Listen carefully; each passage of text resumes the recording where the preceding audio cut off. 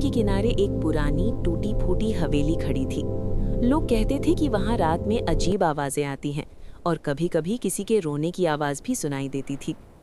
राहुल, एक जिज्ञासु युवक, डर को चुनौती देने के लिए उस हवेली में जाने का फैसला करता है। रात का समय था, हवा ठंडी और अजीब सन्नाटा था। हवेली का दरवाजा धीरे धीरे चरमराया और खुला। हवेली के अंदर उसे पुरानी तस्वीरें दिखीं।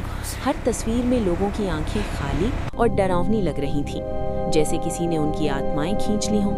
अचानक हवेली की सबसे ऊपरी मंजिल से किसी ने चिल्लाया, "कहाँ हो तुम?" राहुल डर के मारे पीछे हटता है, लेकिन कदम खुद ब खुद सीढ़ियों की तरफ बढ़ रहे थे। हर मंजिल पर उसे अजीब परछाइयां दिखाई देती हैं। एक कमरा था जहां एक बच्ची खड़ी थी, रो रही थी, और उसके पीछे दीवार पर खून के निशान थे।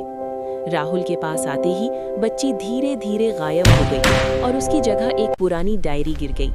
डायरी में लिखा था, "जो भी इस हवेली में आता है वो कभी लौट कर नहीं आता।" अचानक हवेली की सारी खिड़कियां बंद हो गईं और दरवाजा खुद ब खुद बंद हो गया।